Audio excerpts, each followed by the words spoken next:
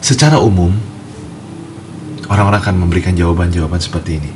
Yang kita cari adalah uang. Ya, uang bukan segalanya, tapi segalanya perlu uang. Ya, saya sering mengatakan seandainya hidup tidak perlu cari uang, banyak hal-hal mulia yang bisa kita lakukan.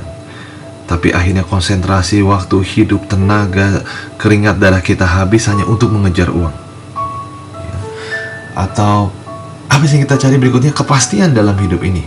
Itu sebabnya lebih banyak orang suka bekerja karena mendapatkan satu kepastian, membeli asuransi karena ada kepastian di sana, dan masih banyak hal-hal lain yang membuat kepastian ini menjadi milik Anda. Atau pasangan hidup. Ada orang yang mengatakan bahwa hidup ini, yang saya cari dalam hidup ini sebetulnya saya punya pasangan hidup, karena ketika saya punya pendamping, hidup menjadi lebih sempurna, hidup lebih terarah dan sebagainya. Ada juga yang mengatakan bahwa yang kita cari sebetulnya kesenangan dalam hidup ini. Ya, weekend adalah hari yang sangat ditunggu oleh setiap orang. Saya tersenyum kalau mengucapkan weekend adalah hari yang ditunggu, ya, karena memang itu faktanya, bukan? Lalu kekuasaan.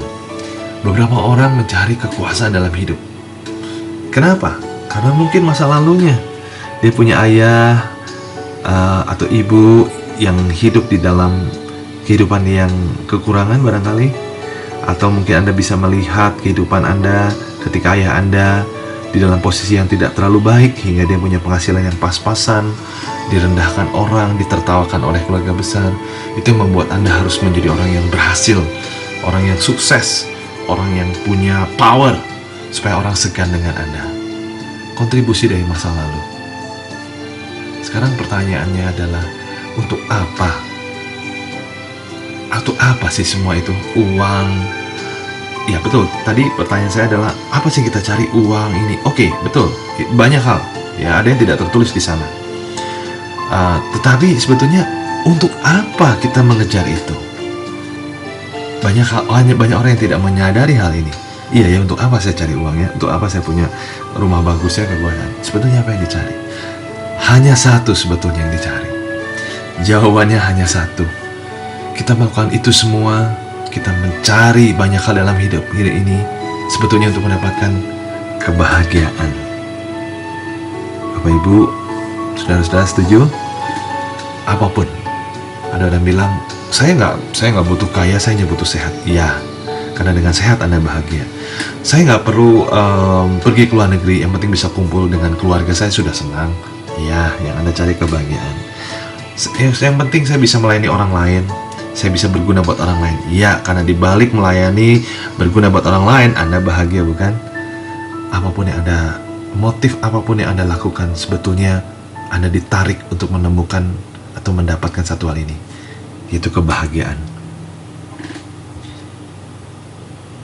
Nah, sekarang yakinkah Bapak Ibu Anda semua setelah memperoleh hal-hal tersebut, yaitu uang, kepastian, pasangan hidup, kesenangan, kekuasaan, atau hal-hal yang lain, hobi yang terpenuhi, aktualisasi diri, apakah Anda yakin jika Anda sudah memiliki hal-hal yang Anda impikan tersebut, Anda akan bahagia? Saudara, belum tentu. Saya akan jelaskan, saya akan coba sharingkan kepada Anda hal-hal yang umum yang saya yakin Anda sudah memahaminya. Ini adalah sebuah contoh bahwa ketika kita memiliki apa yang kita kejar, yang kita impikan, belum tentu itu akan memberikan jawaban yang paling Anda cari sebenarnya dalam hidup ini. Ada seorang tokoh yang bernama Adolf Hitler, saya yakin Anda tidak asing dengan nama ini. Bicara kekuasaan, beliau punya kekuasaan yang sangat ekstrim di zamannya. Bicara nama besar, saya yakin Anda yang mendengarkan presentasi saya ini, Anda pasti pernah mendengar Adolf Hitler. Tetapi apa yang dialami? Di akhir hidupnya,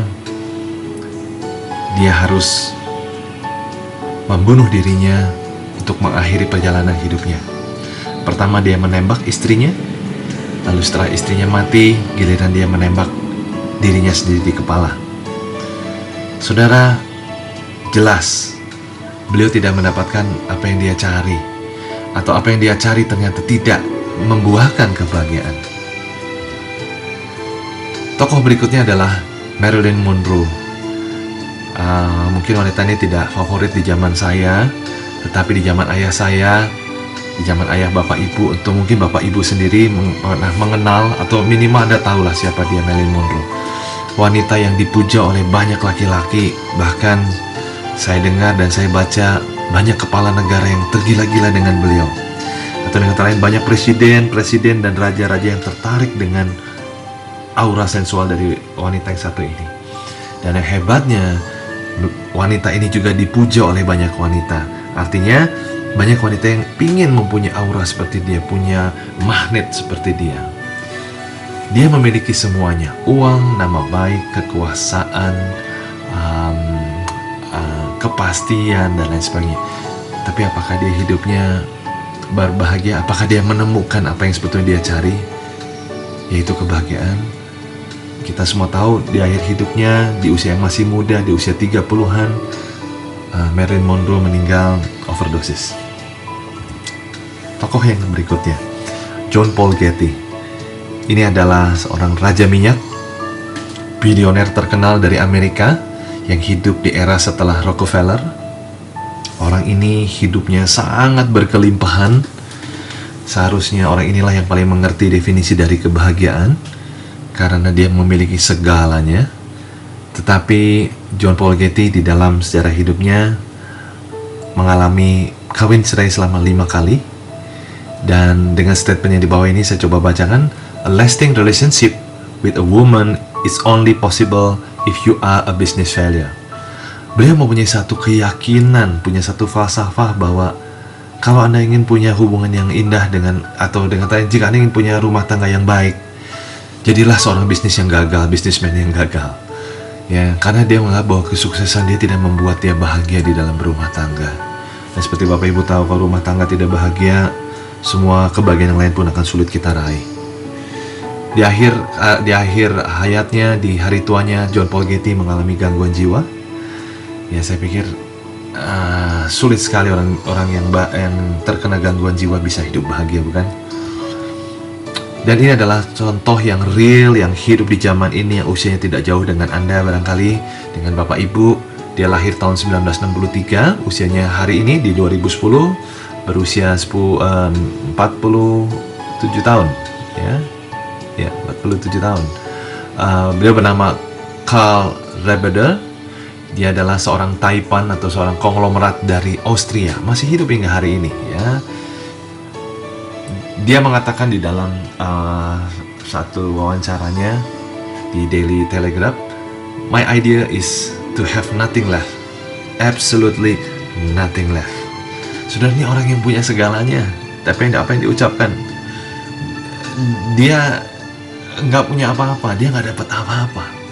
Ya, bahkan dia mengatakan satu statement yang cukup sarkastis, "Money is counterproductive.